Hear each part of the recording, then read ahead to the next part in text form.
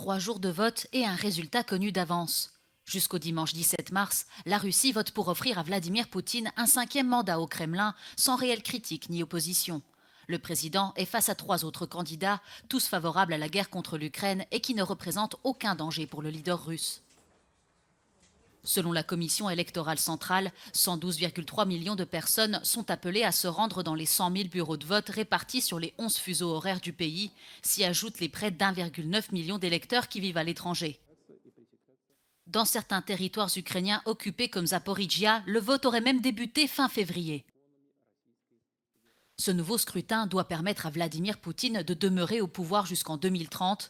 Il pourra alors concourir à nouveau pour se maintenir au pouvoir jusqu'en 2036 grâce à une révision de la Constitution initiée il y a 4 ans. Seule inquiétude du Kremlin dans ce scénario bien rodé, l'opération Midi contre Poutine, soutenue par l'équipe du dissident russe Alexei Navalny. Celle-ci appelle les Russes à venir en masse à midi pile dans les bureaux de vote pour exprimer leur désaccord avec ce scrutin. Jeudi soir, le parquet de Moscou a averti tous les électeurs qui envisagent de participer à cette action qu'ils seront poursuivis.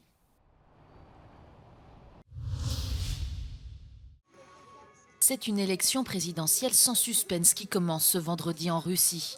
Dans les régions ukrainiennes occupées par Moscou, les bureaux de vote ont même ouvert plus tôt pour inciter les habitants à mettre leurs bulletins dans l'urne et donner l'impression d'une participation élevée. De nombreuses personnes affirment avoir reçu la visite de commissions de vote mobiles à leur domicile qui les poussent à remplir leurs bulletins directement sur le pas de la porte. Moscou justifie ces mesures par une menace sécuritaire accrue.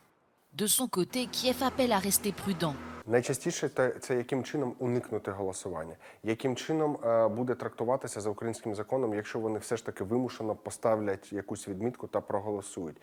Як про це проінформувати відповідні українські органи? Порада вона одна. В тимчасовій окупації найважливіше – це вижити та зберегти своє життя і здоров'я. Тож примусове голосування чи примусова участь у незаконному процесі – це точно не несе для себе відповідальності за законом. L'Ukraine a d'ores et déjà qualifié ce scrutin de simulacre illégal et précise que les citoyens ukrainiens qui aident activement les autorités d'occupation à organiser l'élection seront poursuivis. La Russie a déjà organisé plusieurs scrutins dans les secteurs de Zaporijia, de Kherson, de Donetsk et de Lugansk, dont elle a proclamé l'annexion il y a plus d'1 an et demi en septembre 2022. Sur ces images publiées par le gouverneur d'Odessa sur le réseau social Telegram, on peut constater l'ampleur des dégâts causés par des missiles russes ce vendredi. Il y aurait au moins 16 morts et une cinquantaine de blessés selon un bilan provisoire. Un ambulancier et un secouriste font également partie des victimes. Après ces attaques qui sont parmi les plus meurtrières qu'a connues la ville portuaire, la mairie d'Odessa a décrété une journée de deuil samedi. Les secours sont également à pied d'œuvre pour tenter de trouver d'éventuels survivants dans les décombres, dans la région de Vinnytsia, située à environ 250 km au sud-ouest de Kiev. Une attaque de drone de l'armée russe a fait au moins 2 morts jeudi. Dans le nord-est du pays, à Soumy, les habitants tentent de réparer les dégâts causés par une attaque de l'armée russe sur 7 immeubles résidentiels dans la nuit de mardi à mercredi. Ці росіяни, от що вони освобождають від життя, життя. Plusieurs villages de la région de Soumy ont été visés par l'armée russe cette semaine. Des attaques qui ont fait au moins 3 morts et plusieurs blessés selon les autorités locales. Mais qui ont également causé d'importants dégâts matériels dans cette région frontalière avec la Russie. Les rues de Borovsk sont devenues son terrain de jeu. C'est sur les murs de cette ville située à une centaine de kilomètres de Moscou qu'il s'applique à dessiner des messages prônant la paix, comme cette colombe blanche. Cela fait des décennies que Vladimir Ovchinnikov, artiste russe, dénonce à travers ses œuvres picturales les régimes autoritaires qui se sont succédés dans son pays. Mais depuis le début de l'invasion russe en Ukraine, ses dessins lui ont valu plusieurs amendes de la part des autorités. Ce retraité l'assure, cela ne l'empêchera pas de continuer à peindre dans les rues. Il avait quitté le port chypriote de Larnaca mardi dernier pour emprunter un couloir mis en place par l'Union européenne ainsi que plusieurs autres pays. Ce vendredi, le bateau espagnol Open Arms, transportant 200 tonnes de vivres, était visible au large de Gaza.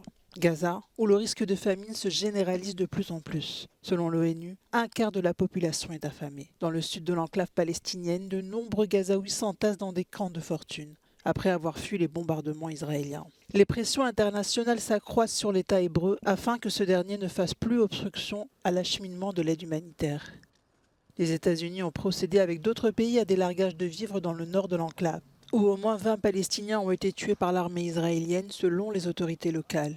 Israël dément et accuse des Palestiniens armés d'avoir tiré sur la foule. À Jérusalem, c'est sous haute surveillance policière que des dizaines de milliers de fidèles musulmans se sont réunis sur l'esplanade des mosquées pour la première grande prière hebdomadaire du Ramadan.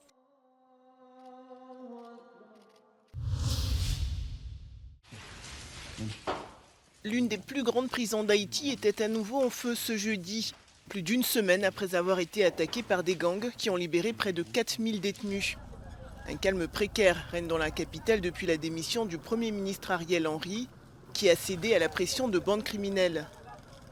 Face à ce vide juridique et confronté à des conditions de vie qui se sont fortement dégradées ces derniers mois, les Haïtiens sont partagés entre espoir et résignation.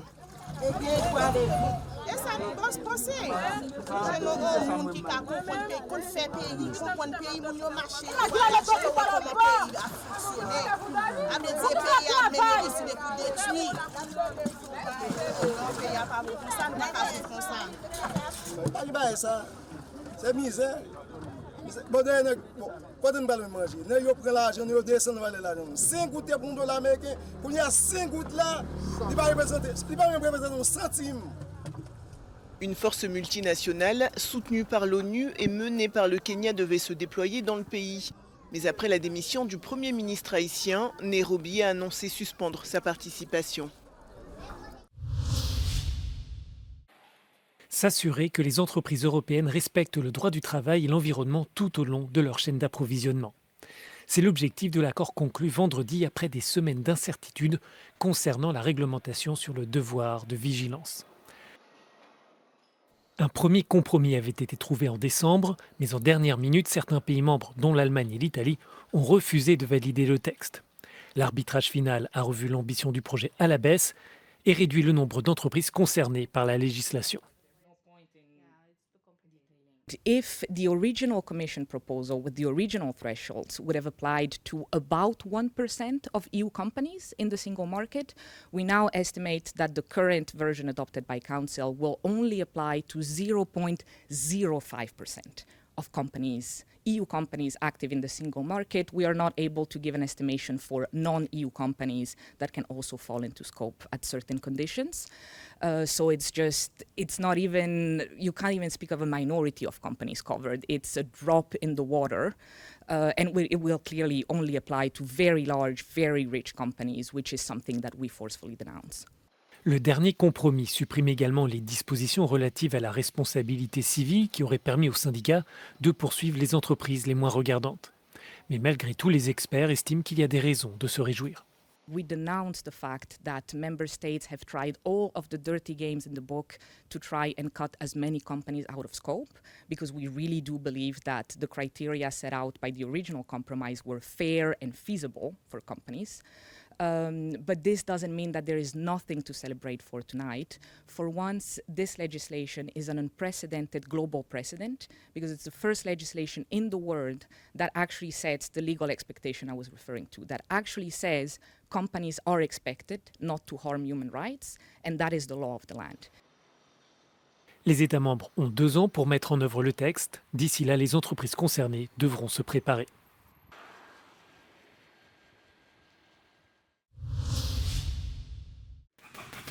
À l'ère du numérique, l'e-réputation est devenue vitale pour les athlètes de haut niveau en quête de performance. Malgré son immense palmarès, Ange Kounzli doit régulièrement troquer la force de ses points pour le poids des mots. Sur les réseaux sociaux, le boxeur de 30 ans raconte son parcours. Objectif, gagner en visibilité pour vivre de sa passion. Le meilleur des meilleurs, s'il n'a pas de réseau, il ne sera pas connu. Le déclencheur qui m'a fait me mettre sur les réseaux, c'est surtout le fait que je vois qu'il y a eu plein de gens qui ont commencé à se mettre au sport, qui n'étaient pas spécialement bons dans ce qu'ils faisaient, mais qui avaient énormément de notoriété, et c'est grâce à ça qu'ils ont puis en vivre, etc. Indispensable pour attirer médias, sponsors et engager sa communauté, les contenus postés en ligne peuvent propulser une carrière. Avec leur image, les athlètes doivent susciter la ferveur des internautes, car désormais, le talent ne suffit plus. Le succès se mesure aussi avec les statistiques numériques, comme le nombre de likes et d'abonnés. Autre que juste être visible par tous, c'est un enjeu financier parce que plus je ramène du monde, plus les promoteurs voudront se battre pour m'avoir. Donc je suis obligé de faire du contenu pour être sûr d'être suivi. Et malheureusement, on doit avoir deux casquettes, celui du sportif et celui du community manager. Soigner son image est crucial à l'approche des Jeux olympiques et paralympiques de Paris, surtout pour les athlètes russes et biélorusses. Autorisés à participer sous bannière neutre à condition de ne pas avoir approuvé la guerre en Ukraine, c'est une société d'e-réputation dont le nom est tenu secret qui scrutera leur passé numérique à la recherche d'éventuelles preuves de soutien. Un cas spécifique qui ne doit pas faire oublier les risques de l'e-réputation selon ce spécialiste. L'e-réputation n'est qu'une composante de la réputation et souvent en fait on voit que l'e-réputation est un miroir grossissant mais aussi un miroir déformant de la réalité. On voit souvent chez les sportifs ce phénomène d'emballement sur les réseaux sociaux. Il y a aussi un risque psychologique pour les sportifs. À quelques mois des JO, 6 Russes et 5 Biélorusses sont pour l'instant qualifiés en tant qu'athlètes individuels neutres, notamment en cyclisme, en lutte et en natation. Et pour certains, leur neutralité est déjà contestée. Mais le Comité international olympique assure que le contrôle de l'identité numérique fonctionne et que l'image de ces sportifs sera scrutée avant, pendant et après la compétition. Jade Lévin, Euronews, Paris.